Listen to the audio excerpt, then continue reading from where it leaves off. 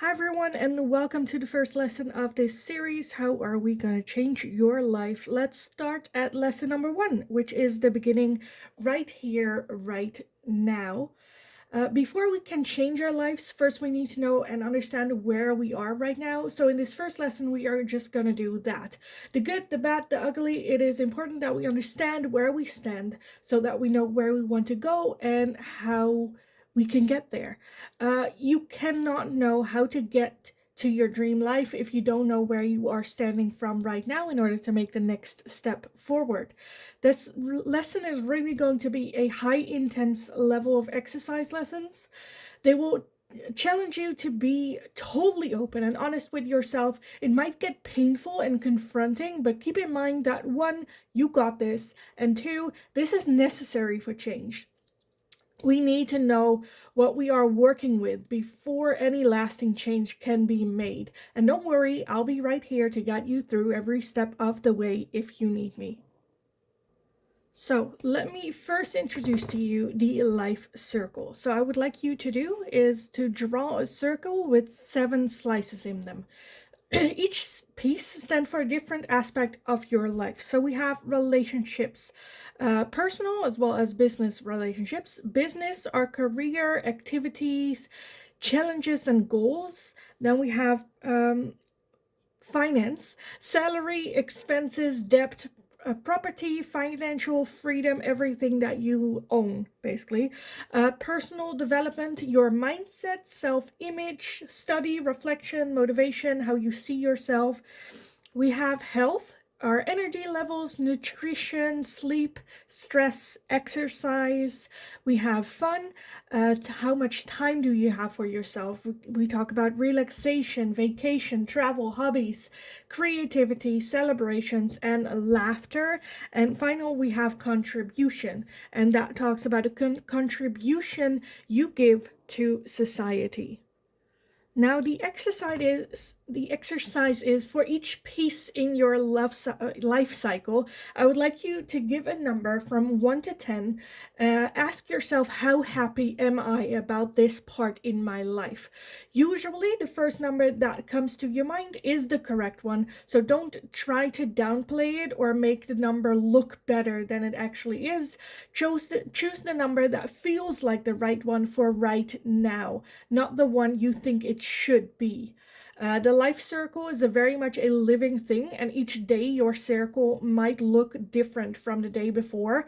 And so it is not a reflection of your life altogether. It's just how you view your life in the here and the right now.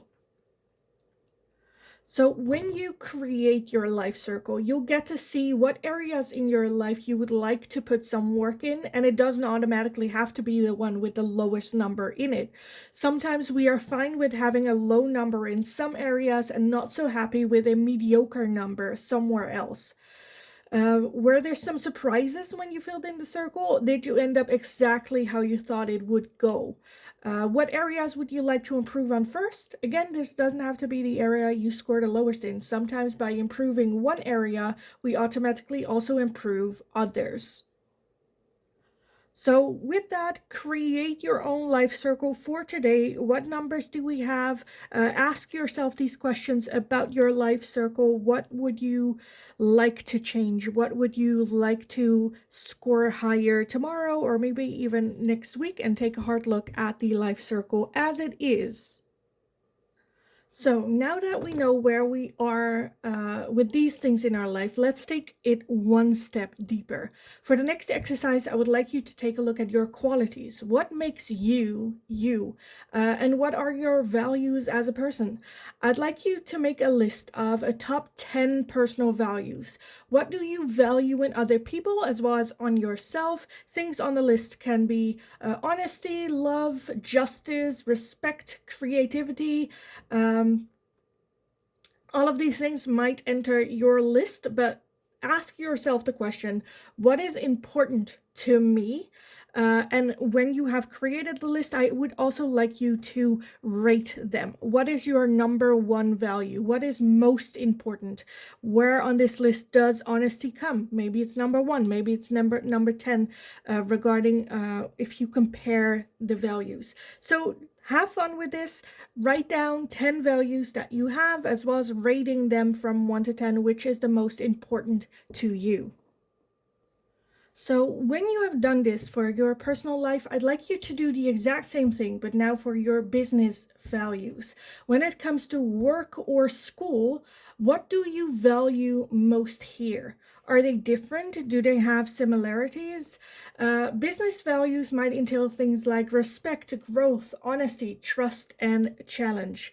It might be that there are similarities in your personal values as well as your business values. Again, for the business as well, when you have created that list of 10 values, I would like you to rank them 1 to 10 as well for business or school.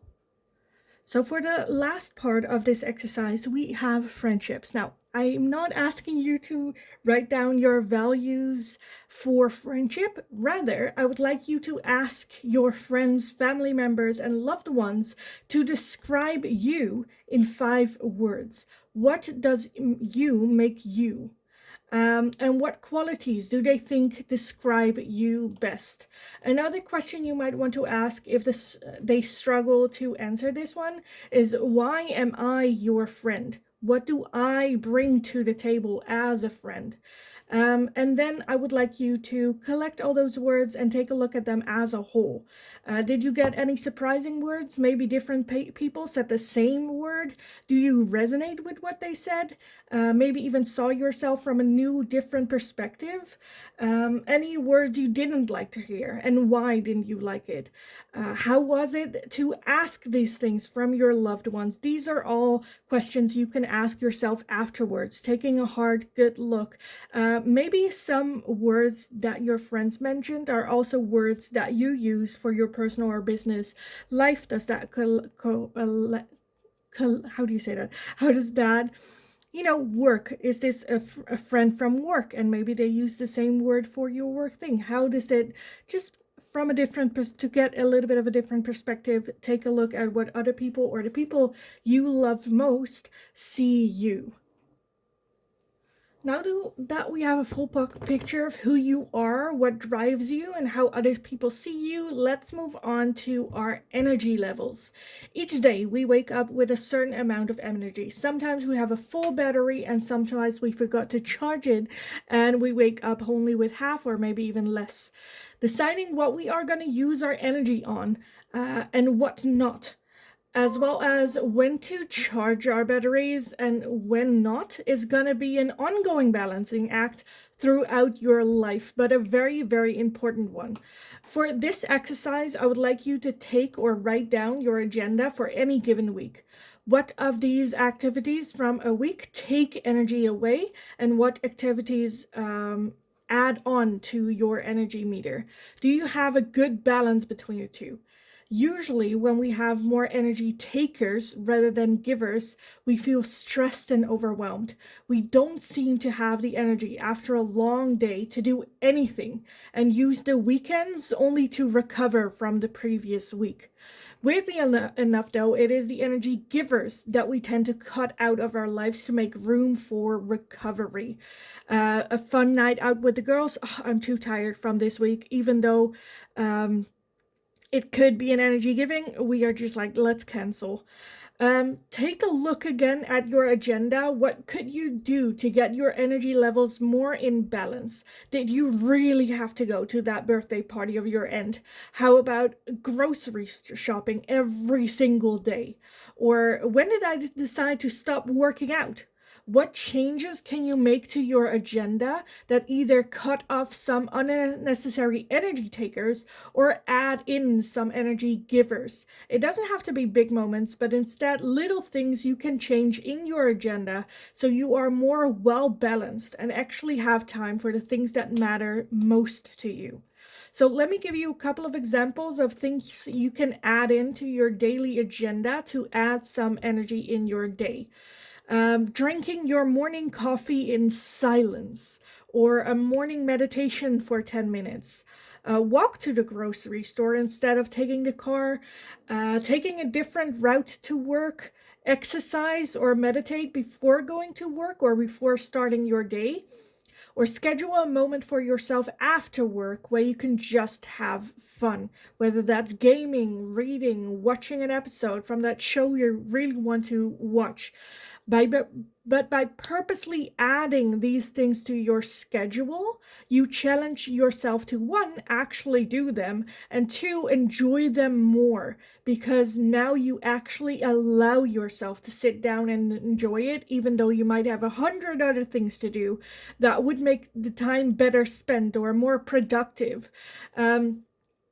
See them as a moment to charge up your batteries. Allow yourself to have these moments, because yes, you could probably spend an hour in a different way, but this is also something that you need. So put that in your mind. See it as a part of you taking care of yourself, your own. This is I take care of myself routine, just like it is to shower or brush your teeth. This you need in order to be working towards your mental health. So allow yourself and put it in your schedule. So it becomes one, a task, and two, you can enjoy it more. Now, let's take a look at our manifestations. What are you manifesting? Have you ever heard of it, or is it this the first time you ever heard of the word manifestations? If that's the case, let me explain a little bit. So manifestation is the law of attraction. That what we give attention to will grow. That what we put out, we will get returned, and what is yin is also yang. Oftentimes people focus on what we don't want. We don't want to be poor, we don't want an unhealthy relationship, and we don't want to feel lonely. With all of them, they are all legit things, and it's not too weird to think that at all. But what does this mindset says about the law of attraction? What we will pay attention to will grow. Manifestation and the universe do not understand the word I don't want, or any words at all for that matter, but rather works with pictures, emotions, and energies. If you are focused on what you don't want, you are painting this mental picture of what you don't want. It is so detailed and so vibrant, filled with so much emotion, that the universe thinks, oh wow, they're painting this picture with so much attention to detail. This must be it, what they want. So let's bring more of it in. Instead, focus on what you do want in detail with much care, focus, and emotion on the things you do want. Otherwise, you will turn into a painter that catches the world's darkness when it had hoped to catch its beauty. If we view the world as evil, we will see only the horrors that it brings. And the opposite is also true, that when we see it as beautiful, we will notice its most beautiful qualities. So when it comes to manifestations, pay attention to what you do want to receive instead of what we don't want in our lives anymore. Even if what it is that we do want in our life, we have never had before. It doesn't matter. The manifestations will understand this is what you want to bring into your life. So now we have looked towards where we are in our life, what we value in life, how other people view us, as well as our energy levels and manifestations. We now have a good picture of who we are, where we stand, and what our lives look like in the here and now. As a final exercise, I would like you to do a small imagination exercise with me. So let's sit down somewhere you feel comfortable, take a deep breath in, and let's start. So let's imagine that tonight while you are sleeping, a miracle happens. Your life will be exactly how you want it to be. But because you were asleep when this miracle happens, you have no idea that any change has happened whatsoever.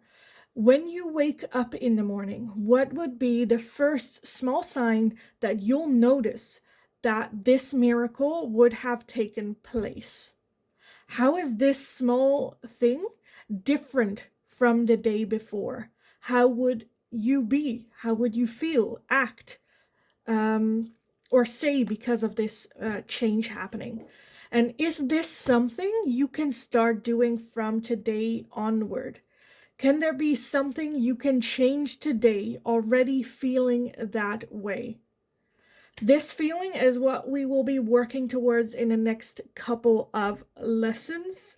If you're having a hard time with this imagination, just go back at the core, because usually the feedback I get back is a lot of people saying I feel lighter, or I feel happier, or I feel, I don't know, less stress as the first thing that you will notice when you wake up. How can we accomplish that? Again, in the next couple of lessons, this is exactly what we are going to be taking a look at, and hopefully getting closer to this imaginary, or this exercise, making it more of a reality for you. So that was it for today's lesson. In the next lesson, we are going to take a deeper dive into our thoughts. Did you, for example, know that each person has around 60 to 80,000 thoughts every single day, and that 80% of those thoughts are actually repetitive thoughts? So thoughts you have today, 80% of those you will have tomorrow. Now, for some of you, that can be a very grim picture. But again, in the next lesson, we are going to take a deep dive into this, our thoughts. So in the next lesson, we are going to take a look at our thoughts and the words we use in our day-to-day life, and we are going to take some steps in bending those thoughts. Every act, how uplifting or devastating they might be, all start with a single thought. And so one single thought can make the difference in the direction our lives will lead to.